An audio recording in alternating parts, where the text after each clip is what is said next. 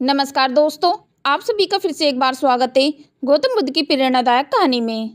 दोस्तों, ज्ञान मार्ग पर चलने वाले व्यक्ति कभी किसी को नहीं छोड़ते, बल्कि उनके ज्ञान का प्रकाश तो हर व्यक्ति पर बराबर पड़ता है। आइए तो दोस्तों जानते हैं एक सवाल का जवाब, जो आजकल लोग बुद्ध को लेकर करते हैं कि बुद्ध ने अपने परिवार को क्यों छोड़ा। तो दोस्तों शुरू करते हैं आज की प्रेरणादायक कहानी, बुद्ध ने अपने परिवार को क्यों छोड़ा।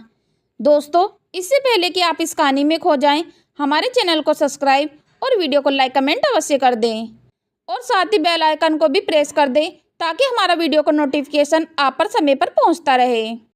दोस्तों, बुद्ध के जाने के बाद उनके बहुत सारे शिष्यों ने उनकी शिक्षाओं को जगह जगह तक फैलाया। एक बौद्ध भिक्षु थे जो कि बुद्ध की शिक्षाओं को आगे बढ़ा रहे थे। वह भी बुद्ध की तरह लोगों को ज्ञान दिया करते थे।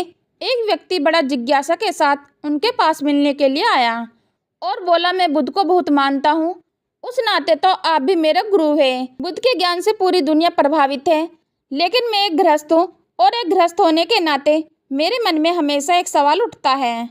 बौद्ध भिक्षु बोले, बताओ कौन सा सवाल है तुम्हारा। व्यक्ति बोला, बुद्ध ने अपने परिवार को क्यों छोड़ा। अपनी पत्नी को बिना बताए ही वह जंगल की ओर निकल गए। क्या उनके मन में अपने परिवार के लिए तनिक भी प्रेम नहीं था। बौद्ध भिक्षु बोले, प्रेम के कारण ही तो उन्होंने अपना घर छोड़ा। व्यक्ति बोला, गुरुजी, पर प्रेम के कारण लोग घर बसाते हैं, प्रेम के कारण घर छोड़ता कौन है। बौद्ध भिक्षु बोले, बुद्ध के पास बड़ा राजमहल था, सुंदर पत्नी थी, एक पुत्र था, लेकिन इतना वैभव होने के बाद भी वे दुखी थे। सुंदर पलंग में उनको नींद नहीं आती थी, प्रजा के दिए आदर सत्कार से उनका मन नहीं खुश होता था।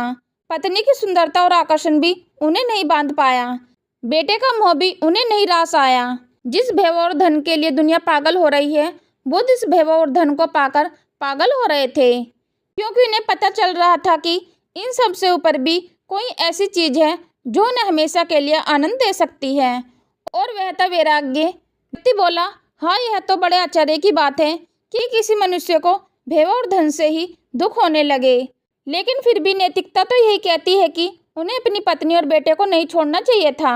बौद्ध भिक्षु बोले, ज्ञान नैतिकता से बहुत ऊपर की चीज है, लेकिन दुनिया को सिर्फ यही पता है कि बुद्ध सब कुछ छोड़कर चले गए, लेकिन जब उन्हें ज्ञान की प्राप्ति हो गई थी वह वापस लौटे थे, क्योंकि वह चाहते थे कि वह ज्ञान उनके परिवार तक भी पहुँचे। इसलिए आगे चलकर उनकी पत्नी और पुत्र भी उनके शिष्य बन गए थे। जो चाहिए उन्हें मिली थी उस तक उन्होंने अपने परिवार और लोगों को भी पहुंचाया। यह प्रेम का सबसे ऊंचा रूप है, किसी को ज्ञान तक ले जाना। अगर उस वक्त बुद्ध ये फैसला नहीं लेते तो आज हम बुद्ध की चर्चा नहीं कर रहे होते। व्यक्ति बोला, धन्यवाद गुरुजी, सही मायने में आज मैं बुद्ध की महानता को समझ पाया हूँ। बुद्ध ने वह मार्ग चुना जो संसारिक मनुष्य के लिए बहुत ही मुश्किल है। हमारा तो पूरा जीवन धन वैभव जुटाने में लग जाता है। सचमुच बुद्ध बड़े ही महान थे। आपने सही कहा था, जो ज्ञानी होता है फिर वह ज्ञान बिना दिए नहीं रह सकता, क्योंकि उसे लोगों से प्रेम होता है, तो फिर वह अपने परिवार को पीछे कैसे छोड़ सकता है। इस प्रकार उस व्यक्ति ने अपने प्रश्न का जवाब पा लिया और वहां से चला गया। दोस्तों, इस कहानी से हमें ये शिक्षा मिलती है कि हमें उस व्यक्ति को हमेशा सम्मान देना चाहिए जिसने हमें ज्ञान दिया।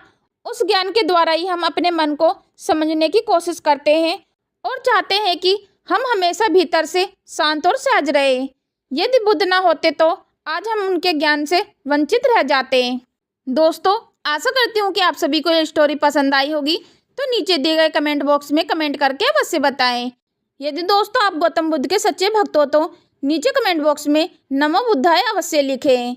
यदि दोस्तों आप रोजाना ऐसे ही बुद्ध मोटिवेशनल वीडियो पाना चाहते हो तो हमारे चैनल को सब्सक्राइब और वीडियो को लाइक कमेंट करना ना भूलें। चलो तो दोस्तों, मिलते हैं फिर नेक्स्ट वीडियो में नए ज्ञान के साथ। हम लेते हैं आपसे विदा। धन्यवाद।